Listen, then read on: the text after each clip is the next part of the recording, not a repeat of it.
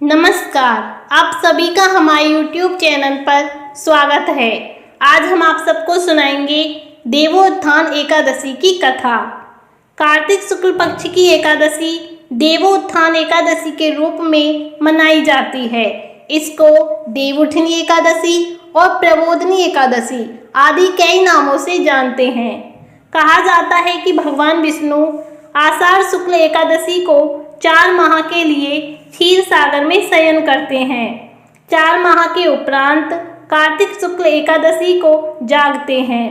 विष्णु के शयन काल के 4 मासों में विवाह आदि मांगलिक कार्य वर्जित रहते हैं।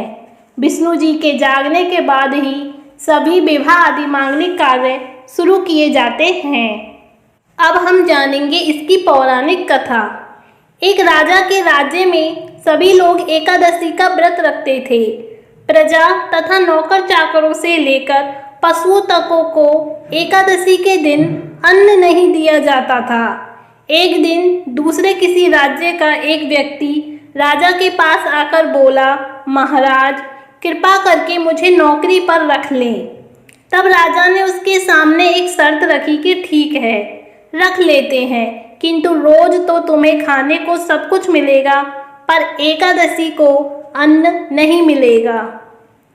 उस व्यक्ति ने उस समय हाँ कर ली, पर एकादशी के दिन जब उसे फलाहार का सामान दिया गया तो वह राजा के सामने जाकर गिड़गिड़ाने लगा, महाराज इससे मेरा पेट नहीं भरेगा, मैं भूखा ही मर जाऊंगा, मुझे अन्न दे दो।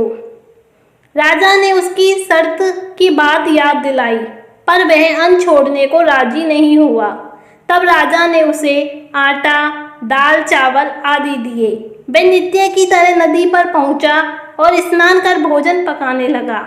जब भोजन बन गया तो वह भगवान को बुलाने लगा, आओ भगवान भोजन तैयार है। उसके बुलाने पर पीतांबर धारण किए भगवान चतुर्भुज रूप में आ पहुँचे तथा प्रेम से उसके साथ भोजन करने लगे। भोजन आदि करके भगवान अंतर्ध्यान हो गए तथा वे अपने काम पर चला गया। 15 दिन बाद अगली एकादशी को वह राजा से कहने लगा कि महाराज मुझे दुगना सामान दीजिए। उस दिन तो मैं भूखा ही रह गया। राजा ने कारण पूछा तो उसने बताया कि हमारे साथ भगवान भी खाते हैं, इसलिए हम दोनों के लिए यह सामान पूरा नहीं होता। यह सुनकर राजा को बड़ा आश्चर्य हुआ। वह बोला, मैं नहीं मान सकता कि भगवान तुम्हारे साथ खाते हैं। मैं तो इतना व्रत रखता हूँ, पूजा करता हूँ, पर भगवान ने मुझे कभी दर्शन नहीं दिए। राजा की बात सुनकर वह बोला, महाराज यदि आप विश्वास नहीं कर रहे हैं तो साथ चलकर देख लें। राजा एक पेड़ के पीछे छिपकर बैठ गया। उस व्यक्ति ने भोजन बनाया तथा भगवान को शाम तक पुकारता रहा, परंतु भगवान नहीं आए। अंत में उसने कहा कि हे भगवान, यदि आप नहीं आए तो मैं नदी में कूदकर प्राण त्याग दूंगा, लेकिन भगवान नहीं आए। तब वह प्राण त्यागने के उद्देश्य से नदी की तरफ बढ़ा। प्राण त्यागने का उसका दृढ़ इरादा जान शीघ्र ही भगवान ने प्रकट होकर उसे रोक लिया और साथ बैठकर भोजन करने लगे। खा पीकर वे उसे अपने विमान में बिठाकर अपने धाम ले गए। यह देख राजा ने सोचा कि व्रत उपवास से तब तक कोई फायदा नहीं होता जब तक हमारा मन शुद्ध न हो। इससे राजा को ज्ञान मिला। वह भी व्रत मन से उपवास करने लगा और अंत में स्वर्ग को प्राप्त हुआ। अब हम जानते हैं देव उठनी एकादशी की पूजा विधि।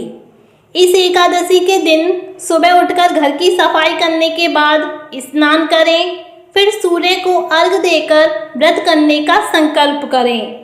इस दिन भगवान विष्णु की आराधना करनी चाहिए और उनके मंत्रों का जाप करना चाहिए। घर के आंगन में भगवान विष्णु के चरणों की आकृति बनाएं।